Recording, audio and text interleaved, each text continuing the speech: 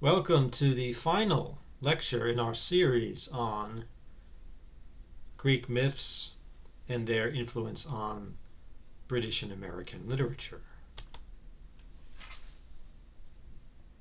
Today I'm going to talk about some contemporary poets. I think they're all North American poets, so I'm excluding other kinds of poets from other parts of the world, which is not a good thing to do, but I'm going to do it anyway because I only know so much stuff. Okay, so if you were interested, having studied earlier lectures in this series, if you're interested in how might contemporary poets alive today, use Greek myths, well, today's lecture might give you some indications of that. One thing, though, many poets nowadays, particularly North American poets, would reject the whole idea of using Greek myths. Because, first of all, if you're trying to be modern, if you're trying to be original, if you're trying to be experimental, to do something different, then using Greek myths is like shooting yourself in the foot, because you're guaranteed to announce to the world, hey, look, I'm using old-fashioned material.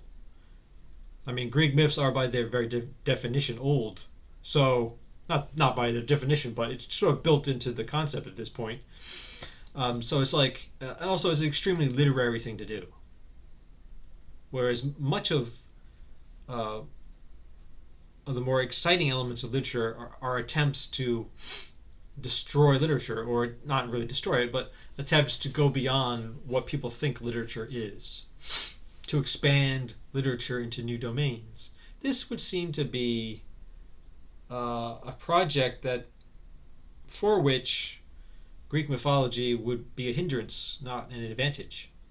And in addition, many people would associate Greek myths with European culture, and they would consider it Eurocentric to use Greek myths. What you should be doing is writing about your own experience. This is a very common argument in North American poetry circles. The idea that being Eurocentric is a bad thing, and that you should try to be authentically American. Although nobody seems to agree what that would mean, authentically American.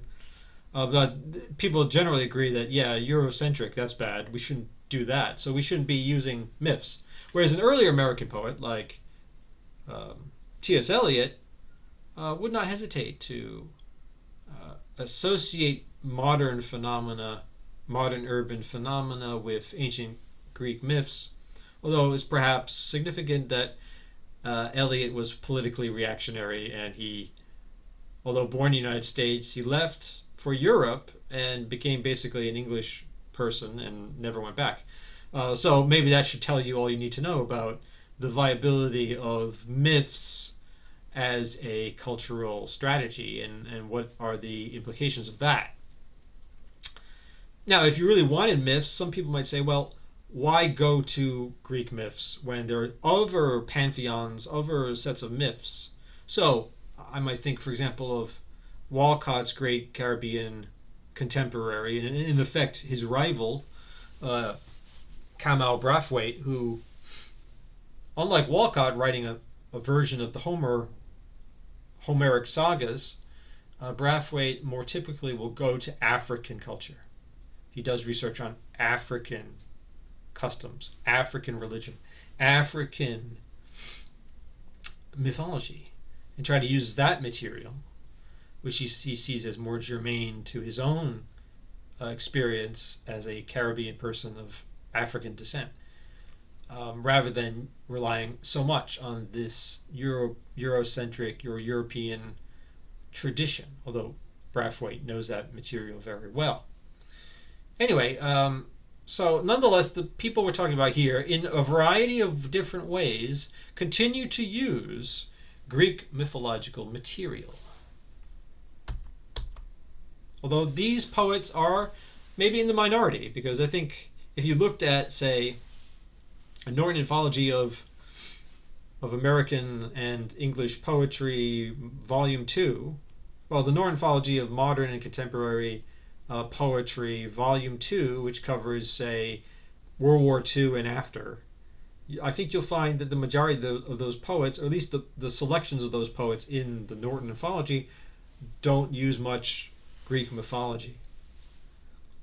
Whereas it'd probably be the opposite situation if you looked at the Norton mythology of, say, romantic poetry, which I would guess it'd be hard to find many poets who don't use mythology, right? There might be a few, but mostly it would be used. Anyway, although someone like Wordsworth might be an interesting exception, who generally focuses on contemporary rural English life. He's an interesting case. A precursor in some ways to later anti-mythological approaches to poetry, although maybe Wordsworth does have some mythological moments, but the poems of Wordsworth you tend to remember are more about his own contemporary English experience, or at least his nostalgic idea of how his nostalgia for his own present, in effect, the idea that somewhere out there in England there are these peasants who are living this authentic life, and so on and so forth.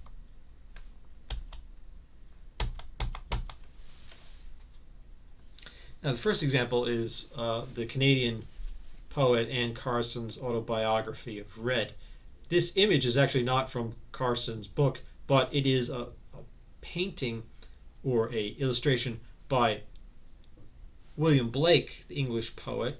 He did illustrations, I believe, for Dante's Divine Comedy, and in the Inferno section of Dante's Divine Comedy, there's a monster called Geryon, and Geryon, I believe. And this is an ancient Greek mythological character that Dante repurposes in his Christian hell. And Blake, who had a lot of hostile things to say about Greek mythology, is nonetheless very fond of Dante as a Christian poet, who is part of the medieval tradition that Blake said was unfairly denigrated by 18th century Enlightenment thinkers. Here, I believe you have Virgil and Dante on the back of this monster, and they ride the monster, who flies them down to a lower circle of hell. Now, Geryon was a Greek mythological monster, one of the monsters killed by the hero Hercules in his 10 labors. And there was a poem, I believe it only survives in fragments, about Geryon, written by an ancient poet. I think his name was Stesichorus, if I remember correctly. And Carson, in her autobiography of Red, tells the story of Geryon. Now, Carson is an interesting character for a variety of reasons, one of which is I believe she has a PhD in ancient Greek, so she really knows her stuff. She has a trained scholar's knowledge of this stuff, whereas most of the people we've been discussing in this series are amateurs to various degrees. They're amateurs, but Carson really knows her stuff. Okay, she's not just dipping into the past. She really knows her material. And the autobiography of Red is a quite odd book. It begins. It looks like a scholarly treatise about Stesichorus, like a critical article about Stesichorus. And then she makes all kinds of very illuminating critical remarks about that. And then she starts to tell a story. So it becomes a kind of poem suddenly. But the poem is actually a lot like a novel. And the poetic language is quite prosaic, even maybe more so than Ashbery's Syringa. And that is striking. Now, what's interesting about the poem is, in some ways, it's similar to Joyce's Joyce's Ulysses or Walcott's Omeros, in which you have this time gap between this ancient mythological story and the contemporary life. But in Carson's autobiography of Red, the two different planes of being are kind of mingled together. So, Red is Geryon, called Red because he has red skin. So I guess Red is kind of nickname for Geryon. And in Carson's book, Geryon is actually a gay Canadian teenager who falls in love with a handsome Canadian teenager named, I can't remember what his, I think he's called Heracles. Hercules. Anyway, so red corresponds to Geryon. Heracles corresponds to Hercules or Heracles, and but she kind of mixes it up. So whereas in Joyce's novel, Leopold Bloom is not Odysseus, but resembles Odysseus in some superficial ways. In Carson's book, in some ways, Red is Geryon. I mean, he's described as having the body of a monster. Like he has, I think he has wings, he has red skin, and various other monster qualities that Geryon has. And Heracles is also in some ways like Heracles. So it's unclear. It's like the two times, the mythological time of ancient Greece and the contemporary Canadian time have been somehow scrambled into each other, and they're kind of mixing into each other rather than being clearly separated in an ironic manner. So that's an interesting development of the Joycean tradition. And a lot of people like this book. Even people who don't like poetry read this book. In fact, it sold a lot of copies, which is unusual for poems of any kind. But I'm more interested in a text like Susan Howe's Purse or Pierce Arrow, which came out in the end of the 1990s. By the way, this is the cover of the book, and actually this black and white photo is a picture of the poet. This young man or girl in the middle of the picture is Susan Howe herself as a child, playing, she's a female poet, but she was playing the role of a boy, Astyanax, son of the Trojan hero Hector. And she was playing it in a play, Euripides' Trojan Woman. So as a young woman, probably barely a teenager, or even younger, Howe was an aspiring actress, and she acted in this production of Euripides' play, which, by the way, is a great play, The Trojan Woman. I would highly recommend it. It's about what happens to the Trojan women after the war is over and the Greeks have won. Okay, so you can see a woman standing here, carrying the big Homeric shield and probably wearing a Homeric style archaic Greek helmet and so forth. This is maybe I can't remember her name, but the wife of Hector and the mother of Astyanax. So, Pierce Arrow is a very peculiar book, which is mostly, you might think, okay, this is going to be a book about ancient Greece, but actually not so much. It's mostly about, there are three sections. The first section is mostly about the American pragmatist philosopher and scientist Charles Sanders Peirce, whose name is similar to Pierce in Pierce Arrow. And Peirce had a very peculiar life in that he was one of the great thinkers of the late 19th and early 20th centuries in the United States, but he got fired from his university job early in his career, and he never could get another good job again. And he did all these other kinds of things to make money, but most of them were failures. And but there are a lot of mysteries about his life, including who was his second wife, and why did he lose that job. And Howe, who did archival research on Peirce, which is a typical thing Howe likes to do, is archival research. She uncovered all kinds of interesting fragments of Peirce's manuscripts and other anecdotes about Peirce. So this is typical of a lot of American poets who want to focus on American material. So Howe is famous for doing archival research on Puritans or early 17th century settlers to what would become the United States. And she tells their stories in poetic form. She's also very well known for her work on Emily Dickinson. And here she's dealing with another major American U.S. figure, Charles Sanders Peirce, but interestingly, the poem develops in a it starts out as a American-centric poem concerned with Peirce, but then the center maybe shifts to Europe, or maybe the center metaphor is being abused here, but nonetheless, suddenly Europe becomes important and the Greek mythological tradition becomes important. So Howe writes at one point about Peirce's home. He bought a house in Pennsylvania at one point to live with his second wife. Charles and Juliet Peirce find themselves owning property in order to secure a bourgeois existence. Then Howe quotes a manuscript in which Peirce advertises himself. It seems to be some kind of effort to get, money. He resides at his wife's country seat, Arisbe, near Milford, Pennsylvania, where he has a free school of philosophy, furnishing remunerative employment to such students as desire it. He also exercises the professions of chemist and engineer.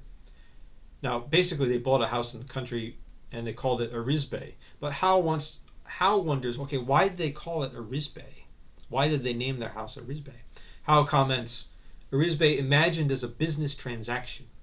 The free school never materializes. So that was a dream, to build this kind of school and somehow make a living out of the school, although it's going to be a free school. Somehow this is going to be a remunerative or profitable project, but that did not work. The school did not happen. The plan for the school was not realized. Then Howe tries to explain Arisbe, and she goes to Homer, who mentions Arisbe, and Arisbe is a kind of town in modern-day Turkey. Howe summarizes Homer's Iliad. In Book 12, Asios leaves Arisbe and is swallowed by dark named Destiny. In Book 21, Lycaon, a bastard son of Priam, captured by Achilles in an earlier struggle, is sold into slavery and shipped to Lemnos fortress until Aetion, out of Imbros, pays a princely ransom for the captive and sends him to Arisbe's shining walls. There he is well treated until he foolishly escapes. After many difficulties, Lycaon returns to Ilion, where he joins his half-brother Hector's army. Not for long. 12 days later, Achilles runs across him again by accident. Time takes Zeno's flying arrow. You may recall the logical paradoxes of the philosopher Zeno, ancient Greek philosopher Zeno. Sets out in a past we place ourselves in. If the present is connected to the past by a series of infinitesimal steps, the law of mind, a past cannot be wholly past. So, toward the end of this description, some of Peirce's own ideas, the philosopher's own ideas, are kind of piercing the description of Homer. So Homer and Peirce are interpenetrating, and also cleverly, this is kind of figuratively presented as Zeno's arrow, which as an arrow can pierce something, right? And Zeno's paradoxes, some of them are about the mystery of space and time, like an arrow moving through space must move through a series of locations in that space. Okay, if it's going from one side to the other, it must move, first it must move here, then it must move here, then it must move here. So at each point, and we can divide space into infinitesimal points, right? So maybe there's an infinite number of points between my two hands, right? But each of those points is a point. So at each point, in order to be at that point, it has to be motionless. But then how can it be moving through the whole thing? So this is what Zeno is trying to explain. And then Peirce also talks about infinitesimals. And indeed, the phrase "law of mind" probably is a reference to an essay published by Peirce titled "The Law of Mind," in that essay he talks about infinitesimal quantities. And this is quite philosophically intricate, but maybe Howe is reflecting on the relationship between her own poem and the past, namely Homer's Iliad and the Greek myths are definitely in the past, right? But how can we connect ourselves? how can there be movement between the past and the present? Is the past wholly past? Or is it possible that Homer is our contemporary in some sense? Homer is not, or the Greek myths are not something from 3,000 years ago. They are here among us as much as anything else, as much as this telephone is, or as much as the screen you're looking at. In this world, there are screens, there are chairs, there are stupid people giving lectures, there are smartphones, but there are also the Greek myths. Which is not to say you can go down the street and meet, Astyanax or anything, but what it is to say is that the stories exist. You can go to the library and find them. You can look them up on Wikipedia. They're among us, like anything else is among us, right? So, is the myth really something of the past, or is it part of the present? And so Peirce, in naming his home Arisbe, is in a way maybe making the past present. Perhaps Howe is trying to suggest. But why? I mean, the story that we told about Arisbe indicates that Arisbe was a kind of place of safety.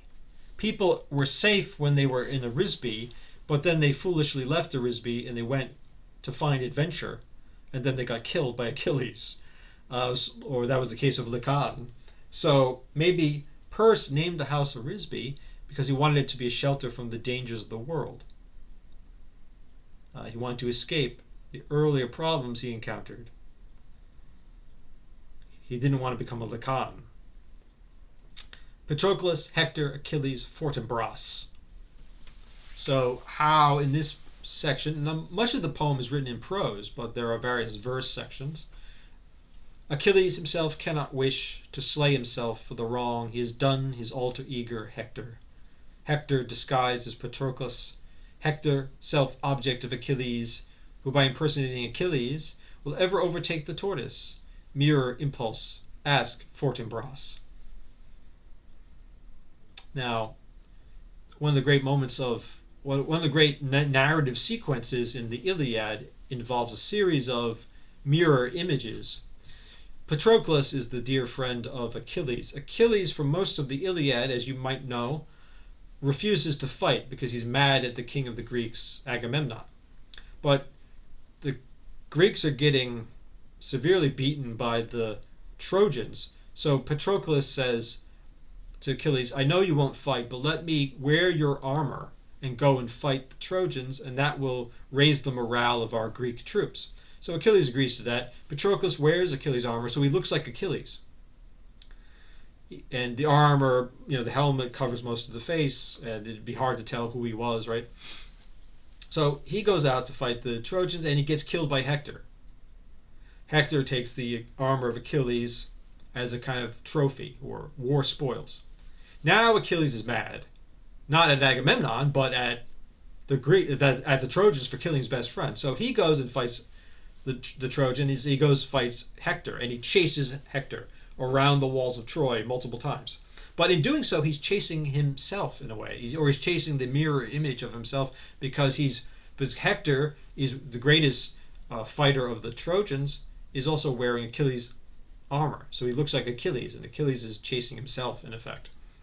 And this chase is connected to Zeno's other paradox, the paradox of Achilles and the tortoise, in which Zeno, the philosopher, claims that although the tortoise should be slower than Achilles, if you give the tortoise a head start, Achilles can never catch up to the tortoise. So, in a way, Howe is using the Greek myth of Achilles, but then she's using a Greek adaptation of the myth, Zeno's philosophical adaptation of the myth, and then she's connecting that obviously to Peirce, right, and his life. Maybe his life has been a kind of search for his own mirror image or quest after this own mirror image. But then, quite interestingly, she mentions Fortinbras at the end. Ask Fortinbras. That's quite cryptic and odd.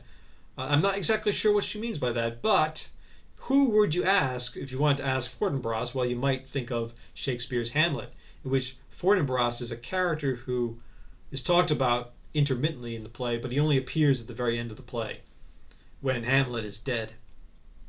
And almost everyone else is dead, too. And Fortinbras is a kind of alter ego or double of Hamlet. He's a young aristocrat prince trying to grab power.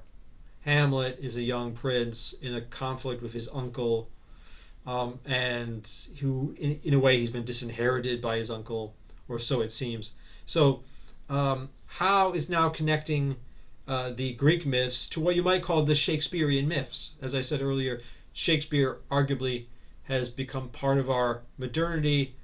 It's maybe at the beginning of our modernity, at least within the European tradition, and Shakespeare's plays, in a way, function in a similar way to the way the Greek epics and other mythological materials functioned in earlier centuries. So Howe is just as Chaucer at the end of the former age links the Greek myth of the Golden Age to the biblical myth of Nimrod. So Howe, at the end of this sequence of the poem, a kind of attaches the Shakespearean myth of Hamlet onto the Greek stories of Achilles and Hector. Now here is a concrete poem or a visual poem by the Canadian poet Steve McCaffrey. I think it's enormously clever, called The Short History of Literature. And basically you begin with Ovid, and then you get a void, and then you get Ovid again. And what does this mean? Well, how could this be a history of literature? Well, you could interpret it in many ways, but you could say that this is the commonplace idea of pre-modern literature, namely, at least pre-modern European literature. Namely, there was this great literature having to do with Greek mythology. Homer, Virgil, but best represented by Ovid, who is a kind of encyclopedia of the various myths. We talked about this, I think, in installment 2 of our series. Then you get a void. That void might be called the Dark Ages or the Christian Middle Ages. But then Ovid comes back, either in the later Middle Ages, when people take new interest in Ovid, or in the Renaissance. Ovid comes back, literature becomes interesting again, you get Shakespeare, you get modernity, or you get Chaucer, you get a kind of new appropriation of that mythological material, which McCaffrey cleverly condenses into the single name Ovid, and then you have a void in the middle. Now this is interesting. Now, no doubt there are other ways you could interpret this, and you might ask about McCaffrey himself. How does McCaffrey relate to this? Is McCaffrey, his own poetry, the void underneath the second Ovid? In other words, are experimental poets, avant-garde poets like McCaffrey, maybe even like Howe, voiding the rich Ovidian mythological tradition and giving us something that is much more negative, but in some ways maybe more interesting to contemporary readers. Now, I will conclude our series with a very odd poem whose relevance to mythology might not seem clear. This is from the American poet P. Inman's Platon, section 10, probably written in 1979. I'll read it. Well, I'll say the words as far as I can. I'm sure Inman could do a better job than I will. Abel Burl, Toil, Knees. At sign womanly, Coriol, Tude Cern, Suskit, Silslibble Poon, Augury Crafters, Reek Tiley Thumb Bladened, Tettle, elive, frime uvio, lace apifict, spale phocia, cineas, trier fails, orceps, frim skier, siform, steeple orceps, Siphiad, atoll of Laacon, Modlels, Chicor mottled, Casp a kind of hoarding, Vinely moiter, Clactudes tane, Tane bleu, Dreeneens. Now, to give away the game, you might wonder, okay, what does this mean? Now, a lot of these words don't even seem to be recognizable English words. And then you get some words that are words, recognizable English words like mode, atoll, mottled, hoarding, kind of. But it's almost impossible to know what Inman is talking about. And no doubt that's completely intentional. If anything can be completely intentional. But one name leaps out at me here, Laacon, who is, of course, a Greek mythological character. Now, in one of the most memorable scenes of Virgil's Aeneid in Book 2, the Greeks decide to trick the Trojans by building a wooden horse and offering it to Athena, and then pretending to sail away from Troy. And some people want to take the horse into the walls of Troy, but Laacon says, no, don't do it. And then, but some of the gods want the scheme of the Trojan horse to succeed, so he has enraged those gods, and they send snakes out of the water. Snakes wrap around Laacon and his sons and kill them. And this is what we get here, a famous sculpture of Laacon and his sons being attacked by the snakes. Now, what does this have to do with Inman's poem, I Don't Know? This is the sort of thing I'd have to spend weeks thinking about and reading very closely, but amid this completely non-narrative, even barely grammatical series of quasi-words, suddenly you have this one name, Laacon, although it doesn't make any grammatical sense, atoll of Laacon. I mean, the adjective tall followed by of is very odd. It's sort of like a very, very crude machine translation of something, and you're not sure what he's talking about. But nonetheless, whether Inman likes it or not, the name Laacon has all these narrative associations. So suddenly you're reading this poem, which seems to have no narrative content whatsoever that you can discern, and you're completely focused on the visual peculiarity of these letters on the page and the odd punctuation, and you're wondering, what does that punctuation mean? So you're completely immersed in linguistic matters, maybe in the sound of the letters, the sound of the words, if you're trying to read them out loud, as I did. And then there's this jolting effect of the myth. The name, which evokes the myth, leaps out at you when you read this text. Now, what do we say about that? I don't know. But I guess what I'm saying is, even in this very extreme kind of poetry, it has not entirely left behind the legacy of the Greek myths. And maybe that this is not just one word among other words. I mean, maybe that's what Inman is trying to do, is he's trying to say that there's a kind of flat ontology here of the words, and that of is no more or less important than Laacon, which is no more or less important than mode, or maybe no more or less important than the period in between. So everything is the same, perhaps. We have no idea what he's talking about, so we have no way of assessing the general purpose, and therefore creating a kind of semantic hierarchy of this text. Normally, when you read a literary text, you can say, okay, this part is more important than that part. This character is more important than that character. That's very hard to do when you're reading Inman's text. And here Inman, I think, is following the example of the great modernist writer, although some would say the great postmodernist writer, Gertrude Stein. But nonetheless, the name Laocoon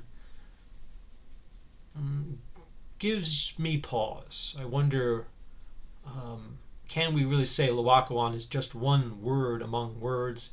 Or because of the legacy of the Greek myths, is it a kind of privileged word, even in this very extreme, austere poem? So that brings us to a conclusion, not only of this lecture, but of our lecture series. I hope you have learned something. And that is the end of this series.